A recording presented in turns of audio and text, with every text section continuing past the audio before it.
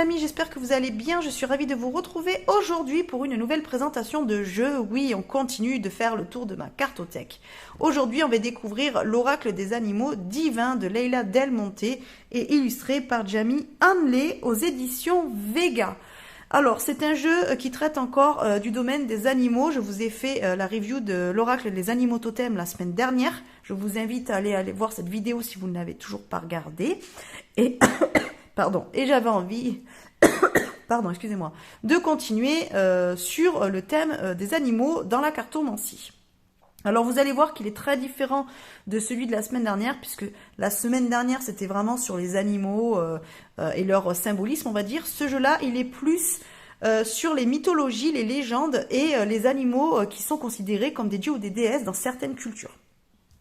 Donc c'est un jeu, vous allez voir, qui est vraiment beau, il est très bien illustré, il est très joli. Je vais vous le faire découvrir.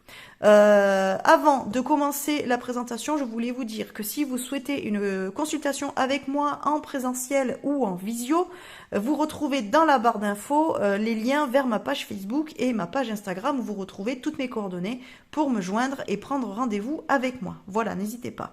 N'hésitez surtout pas aussi, excusez-moi, j'ai un peu du mal à parler aujourd'hui, à vous abonner à la chaîne si ce n'est pas déjà fait, à mettre un petit pouce pour faire évoluer la chaîne et pour que je sois plus visible et donc du coup pouvoir vous proposer bien plus de contenu, évidemment.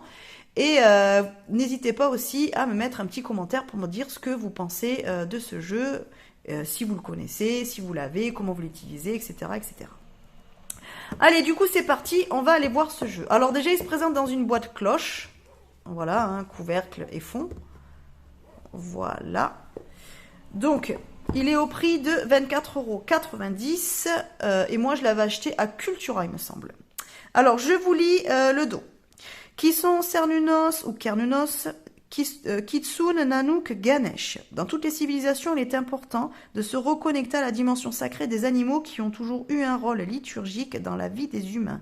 Les animaux divins étaient dépeints comme des êtres surnaturels, prépondérants, parfois vénérés, parfois maudits, mais ayant toujours un rôle important dans le fonctionnement de notre planète. Climat, catastrophes naturelles, etc. Et dans la vie terrestre de l'être humain. Selon les différentes cultures, les animaux divins pouvaient être caractérisés comme étant les créateurs du cosmos ou du chaos originel. Tour à tour, gardiens de la sagesse et de la connaissance, guides, dieux ambivalents ou séducteurs malins, qui nous mènent à notre perte, ils représentent tous des étapes différentes dans notre propre apprentissage. Vous découvrirez dans ce coffret 49 cartes magnifiquement illustrées par Jamie Hanley, représentant certains de ces animaux divins, choisis pertinemment dans plusieurs traditions. Grâce aux explications du livret d'accompagnement de 136 pages, ces cartes vous guideront et vous aideront à retrouver le sens du divin jour après jour. Voilà, donc vous voyez qu'on est quand même sur une dimension un petit peu plus divine de l'animal. On va découvrir ça ensemble et vous me direz en commentaire ce que vous en pensez. Alors, voilà, le fond de la carte. Alors, la boîte, il est couleur caramel, on va dire.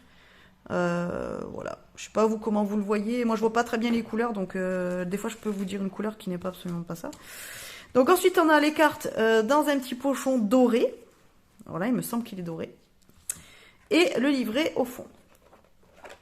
Hop, voilà, et puis le fond de boîte, tout simple. Voilà, il n'y a pas de dessin dans ça, là. Il n'y a pas d'illustration. Alors, les cartes, on va les voir après.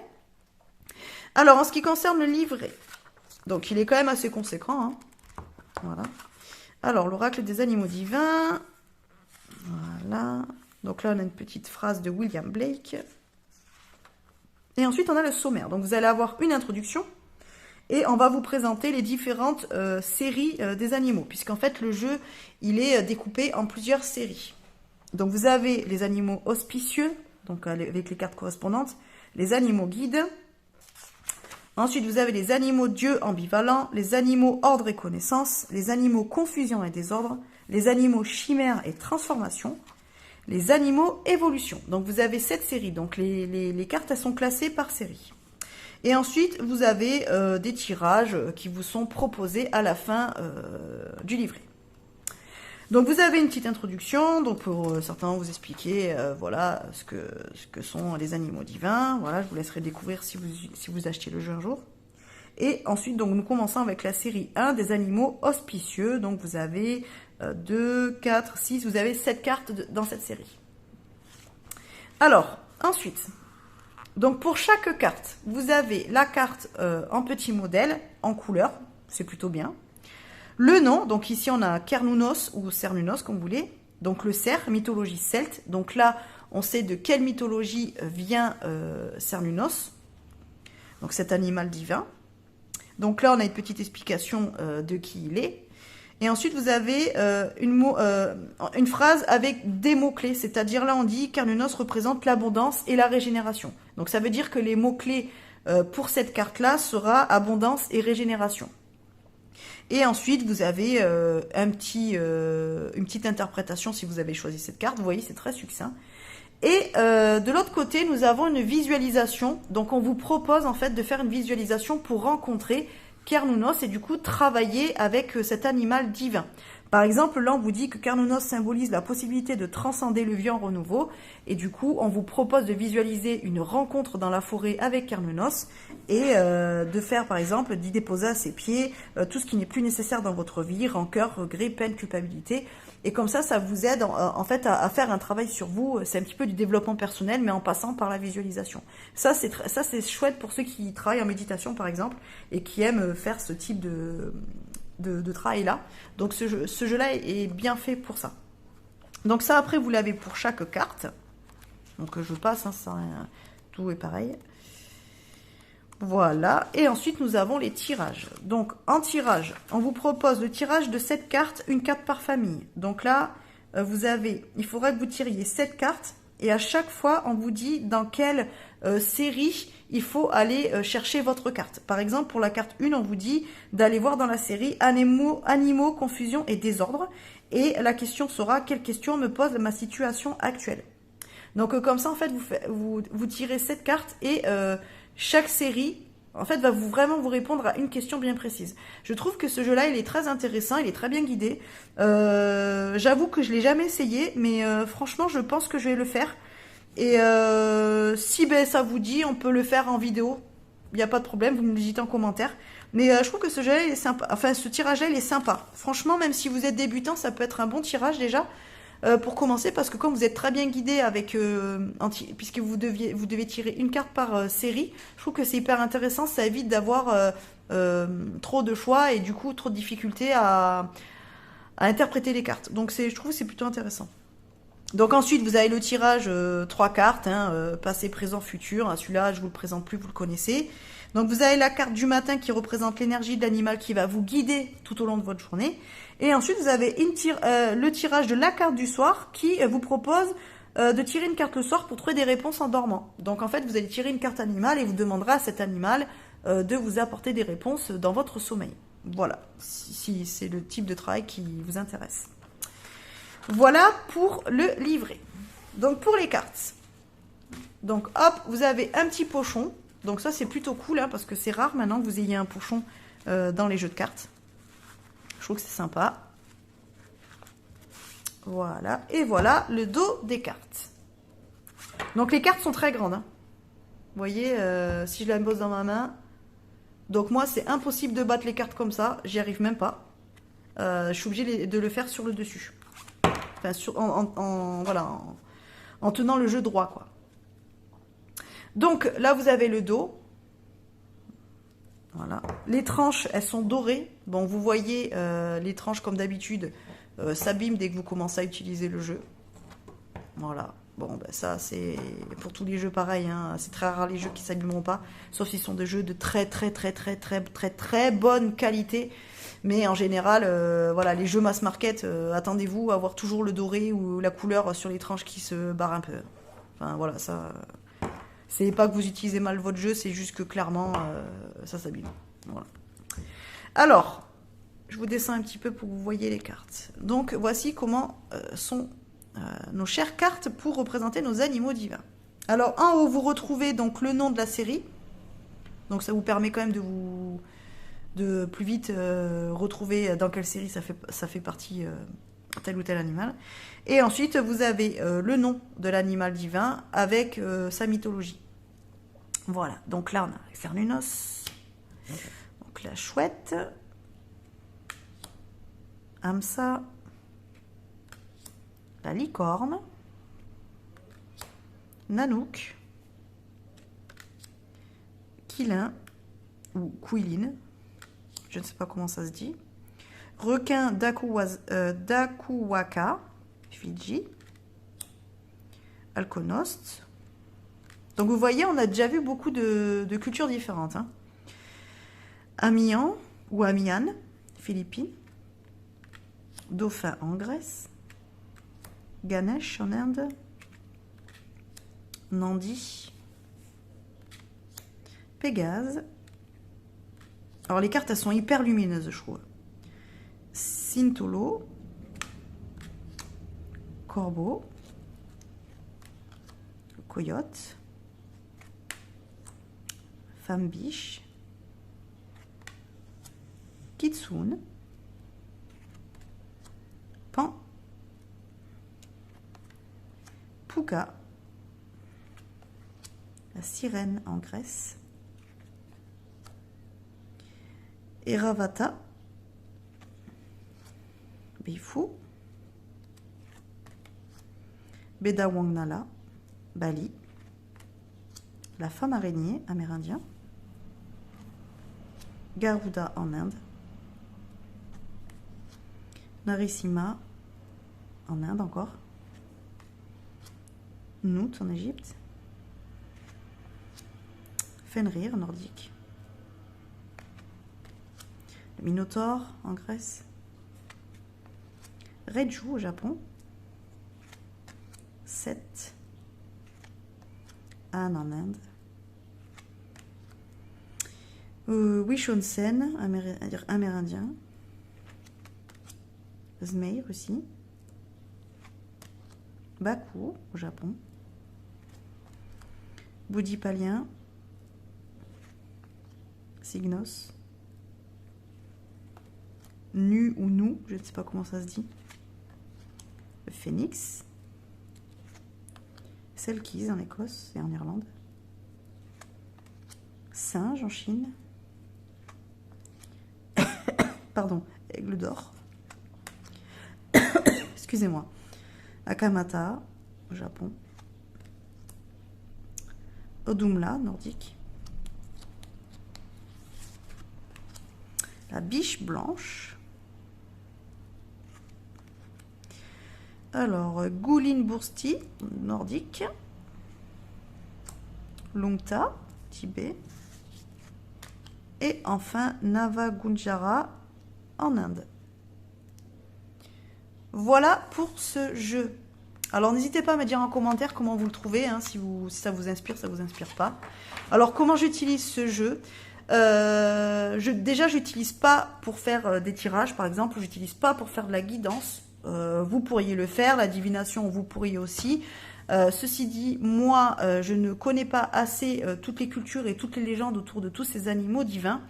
Donc, je vous avoue que pour moi, c'est difficile de faire une guidance sans avoir les références de chaque animal divin.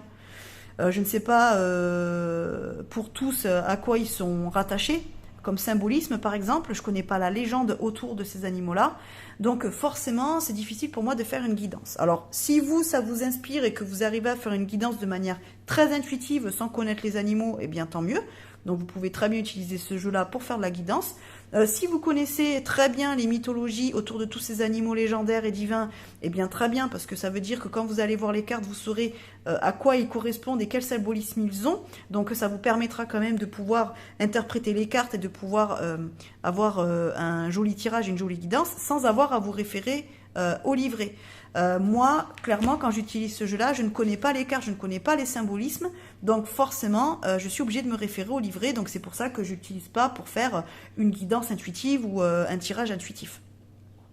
Ce jeu-là, je vais plus l'utiliser, par exemple, pour travailler avec mon hôtel, c'est-à-dire que je vais tirer une carte du jeu, je vais voir sur quelle énergie je tombe, sur quelle divinité animale je tombe, et après avoir lu dans le livret, si j'ai besoin, je peux faire d'autres recherches sur les légendes liées à cet animal-là. Et par rapport à ça, j'entame un travail avec cette entité-là. Voilà, je vais travailler avec, je vais voir ce que ça va me faire travailler, évoluer, comprendre sur mon parcours, par exemple. Je peux faire aussi du journaling, ça veut dire que je vais tirer une carte, je vais voir la légende, et par rapport aux mots-clés et au symbolisme, je vais voir à quoi ça me correspond, à quoi ça me renvoie dans ma propre expérience et dans ma propre vie, et voir où est-ce que ça peut m'amener, est-ce que ça peut m'aider à travailler et à comprendre, par exemple. Je vais l'utiliser de cette manière-là. Je peux l'utiliser aussi, par exemple, en carte conseil à la fin d'un tirage. C'est-à-dire que je vais faire un tirage de divination ou de guidance avec un jeu que je connais. Hein. Là, vous savez, en ce moment, j'utilise beaucoup le pas de hasard, l'oracle pas de hasard, par exemple. Et voilà, vous pouvez utiliser l'oracle des miroirs, n'importe, oracle G, ce que vous utilisez, votre jeu. Et en fin de guidance, vous pouvez tirer une carte de ce jeu-là pour avoir une carte conseil avec un animal divin pour voir ce que vous avez à travailler. Ou éventuellement, allez voir la visualisation qui vous est proposée et créer un lien avec cette entité à travers la visualisation et voir si éventuellement ça peut vous permettre, cette visualisation, de comprendre peut-être un peu mieux votre guidance que vous venez d'avoir avec votre tirage, par exemple. En tout cas, voilà, ça sera plus un jeu que je vais utiliser, soit pour du conseil, soit pour en carte d'hôtel, je vais dire.